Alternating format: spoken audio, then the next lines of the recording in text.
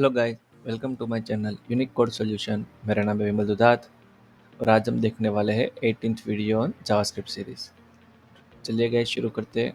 Guys अभी तक हमने इवेंट्स, लास्ट लेक्चर में हमने क्या देखा था कि इवेंट्स की कौन कौन सी होती है, ठीक है, और अलग अलग इवेंट किस पे वर्क करती है। जैसे कि on change event select option पे वर्क करती है, ठीक है, इनपुट पे वर्क करती है, की अप, की डाउन, की प्रेस। और आज हम देखने वाले कॉन्केटनेट। ठीक है, चलिए शुरू करते हैं। तो सबसे पहले तो मैं HTML ले लेता हूँ, यहाँ पे लिख देता हूँ concatenate in JS। ओके, और यहाँ पे लिख देता हूँ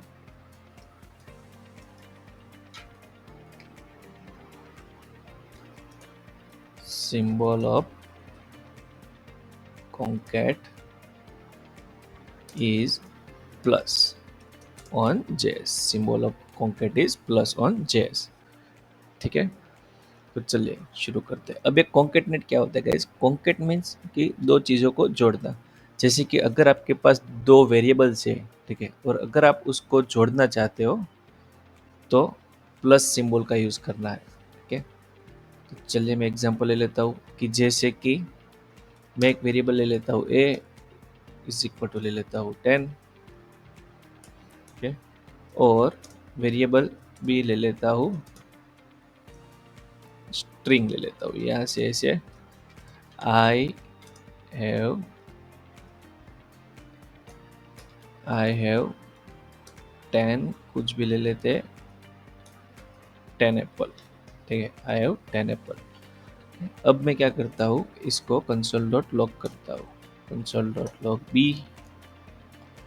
ओके, और इसको सेव करके रन कर देता हूँ, टर्मिनल रन एक्टिव फाइल।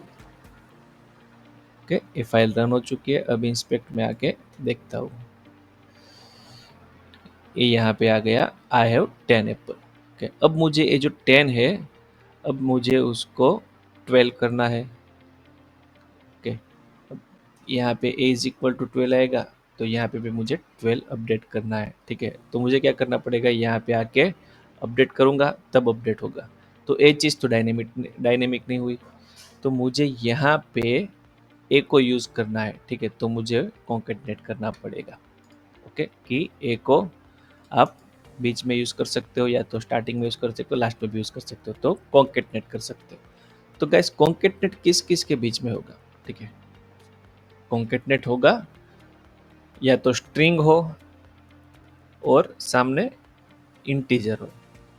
ठीक है, या तो स्ट्रिंग हो या तो इंटीजर हो, दूसरा या तो दोनों स्ट्रिंग हो, ठीक है, या तो इंटीजर स्ट्रिंग हो। ठीक है, इन शॉर्ट सभी जगह पे कॉन्केटनेट होगा, पर दो इंटीजर का कॉन्केटनेट नहीं होगा। ठीक है, दो इंटीजर नहीं होने चाहिए। जैसे कि मैं यहाँ पे ऐसे लिख देता हूँ कि variable c is equal to, variable c is equal to, यहाँ पे लिख देता हूँ 8। अब यहाँ पे मैं लिखता हूँ a प्लस सी। ठीक है, तो आंसर क्या आना चाहिए? कंसोल डॉट लॉग में मैंने a प्लस सी लिया है, तो आंसर आना चाहिए 20। ठीक है, अब ये 20 हो गया। अब मैं क्या करता हूँ, इसको स्ट्रिंग ले लेता हूँ। ठीक है, ये 12 है, ये 8 है। अगर मैं माइनस करता हूँ तो आंसर क्या आएगा? 4। चलो देख लेते आता है कि नहीं आता। देखो मिल गया। पर अगर मैं प्लस करता हूँ तो आंसर क्या आएगा? आप वीडियो पॉज करके सोचो कि आंसर क्या आएगा और बाद में वापस से प्ले कर लेना। ओके, तो जिसको लगता है कि 12 प्लस 8 20 आएगा, ठीक है, तो 20 नहीं आएगा, 128 आएगा। देखो इसको थोड़ा जूमिंग कर लेता हूँ, 128 आएगा आंसर। ठीक है, आंसर 128 क्यों आया? क्योंकि ये जो प्लस का सिंबल है, ठीक है, वो समेशन के लिए नहीं है। जावास्क्रिप्ट में प्लस का सिंबल समेशन तो होता ही है, पर समेशन के साथ साथ कॉन्केटनेट भी होता है। ठीक है, कॉन्केटनेट भी होता है। तो कॉन्केटनेट मीन्स कि दोनों चीज़ों को जोड़ता है। अब यहाँ पे मुझे मालूम पड़ा कि ये तो इंटीजर है, और ये जो 8 है, ठीक है, वो 8 नहीं है। 8 है पर स्ट्रिंग में 8 है, ये इंटीजर में 8 है। ठीक है। तो ये दोनों को क्या किया, कॉन्केटनेट किया। ओके, जब ए स्ट्रिंग नहीं इंटीजर था तो कॉन्केटनेट नहीं होता था, पर समेशन होता था।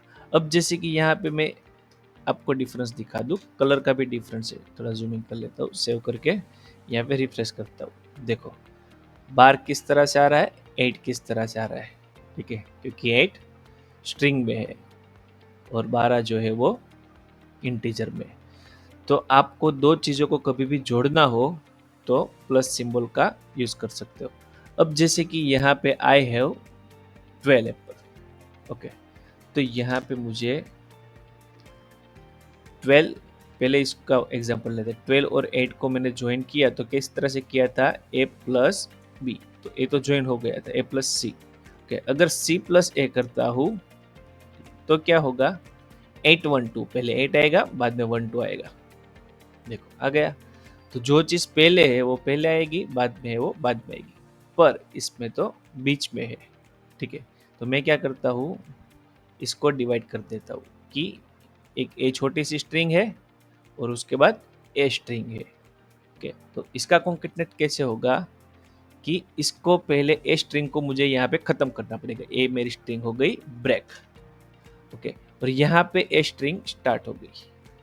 देखो। ओके, अब रही बात बीच की, इसको मुझे डायनेमिक करना है तो उसकी जगह पे मुझे क्या लिखना पड़ेगा, ए लिखना पड़ेगा। ओके, पर ए हो गई स्ट्रिंग, ए हो गया इंटीजर, या तो फिर वेरिएबल भी कह सकते हो। वेरिएबल चाहे इंटीजर हो चाहे स्ट्रिंग हो।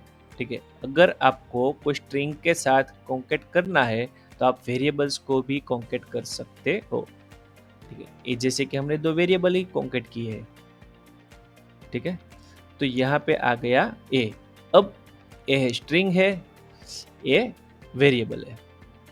वेरिएबल हो तो ऑलवेज कॉन्केट ही होगा। ठीक, तो इसको कॉन्केट हो गया प्लस से। ठीक है, अब इसका तो हो गया, इसका तो हो गया। अब यहाँ पे देखते हैं, ये वेरिएबल है और ए स्ट्रिंग है, ये दोनों का भी कॉन्केट करना है तो इसके बीच में भी प्लस आएगा। तो आपको जब भी बीच में कोई वेरिएबल यूज़ करना हो, कॉन्केट करना हो, तो आप इस तरह से कॉन्केट कर सकते हो। ठीक है, प्लस प्लस और उसके बीच में वेरिएबल का नेम। ओके, डबल कोट या सिंगल कोट, प्लस प्लस वापिस से डबल कोट या सिंगल कोट, इसके बीच में आप कॉन्केट कर सकते हो। अगर ए स्ट्रिंग सिंगल कोट से स्टार्ट हुई होती, ठीक है, तो कॉन्केटनेट के लिए आपको यहाँ पे सिंगल कोट यूज करना था। ठीक है, सिंगल कोट आ गया और सेम चीज यहाँ पे भी सिंगल कोट आएगा।